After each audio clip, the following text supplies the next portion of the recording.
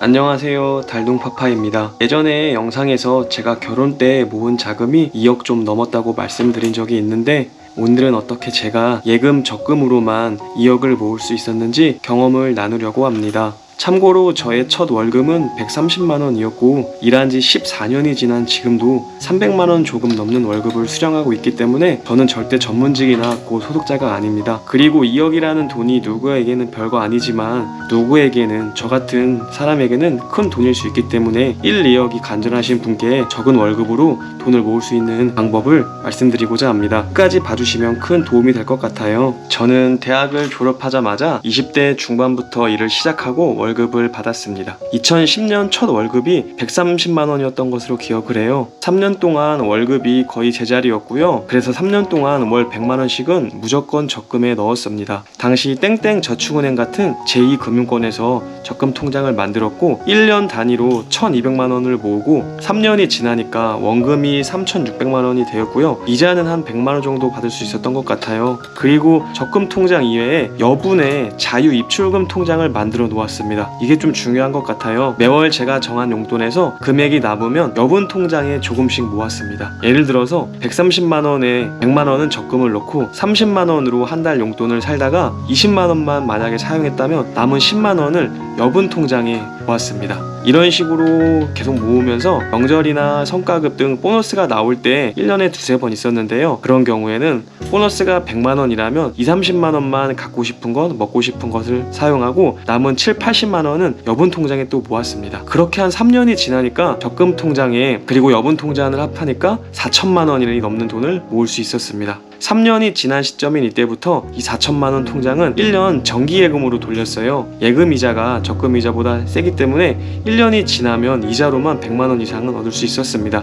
3년에 걸쳐서 4천만원을 모은 이 통장이 몇 년 후에 첫 번째로 5천만원짜리 예금 통장이 되고 이 통장은 매년 이자를 물어다주는 복덩이가 됩니다. 첫 번째 목돈 통장을 하나 만든 이후에는요, 2015년부터는 매월 180만원에서 190만원 월급을 받았습니다. 이때부터는 매월 150만원씩 저축 금액을 늘렸어요. 그럼 1년에는 1800만원 원금을 모을 수 있고요. 2년이면 원금만 3600만원입니다. 그리고 위와 같은 방법으로 각종 보너스와 용돈 남은 것을 파킹 통장에 합하면 2년 만에 한 4천만원 넘는 통장을 하나씩 만들 수 있었어요. 그렇게 4천만원짜리 통장이 모이면 다시 1년 정기예금으로 돌렸습니다. 이런 과정을 6, 7년 겪으니까 4,700만원짜리 예금 통장이 3개 만들어졌고 맨 처음 3년간 모았던 통장도 매년 받은 이자를 그대로 넣고 그대로 넣다 보니까 2천만원이 되어서 결국 묵직한 4,500만원에서 5천만원짜리 예금 통장이 4개가 되었고 비상금까지 합하니까 제가 2억 넘는 돈을 모을 수 있었습니다. 결국 20대 중반부터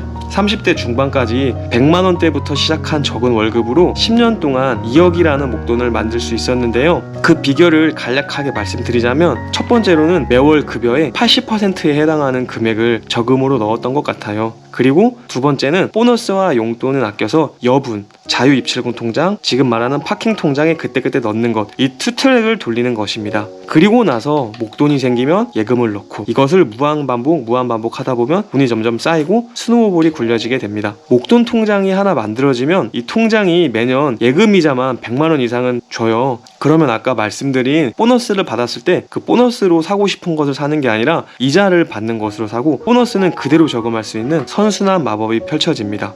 특히 예금 통장이 이제 한 개가 아니라 서너 개가 되면 1년에 예금이자만 받는 달이 서너 달은 돼요. 그럼 그럴 때마다 100에서 150만원 이자를 받으면은 점점점 내가 사용할 수 있는 돈이 늘어나고 여유가 생기고 콧노래가 나고 돈을 모으는 재미가 이런 거구나 느낄 수 있습니다. 참고로 이 과정에서 용돈 계좌는 체크카드 계좌를 썼고요. 파킹 통장도 언제든지 빼고 넣을 수 있는 자유 입출금 통장으로 만들었고요. 신용카드는 딱 한 개만 만들었어요. 주유할 때만 신용카드를 매월 2, 30만원씩 사용했습니다. 근데 이러한 기저에는 제가 주거비를 지출하지 않았다는 사실이 컸던 것 같아요. 직장에서 마련해준 숙소를 사용하거나 집에서 출퇴근하거나 했거든요. 만약 주거비로 월 수십만 원을 지출해야 한다면 아마 저축만으로는 절대 위 금액은 저는 모으지 못할 것 같거든요. 그래서 이 점이 굉장히 중요한 것 같아요, 직장인 사회 초년생에게는. 그리고 요즘에 투자가 유행이라서 주식이든 코인이든 선물이든 뭐든 단기간에 돈을 금방 불리는 것이 가능한 시대에 저희가 살고 있잖아요. 그래서 거꾸로 생각해보면 어떻게 보면 저처럼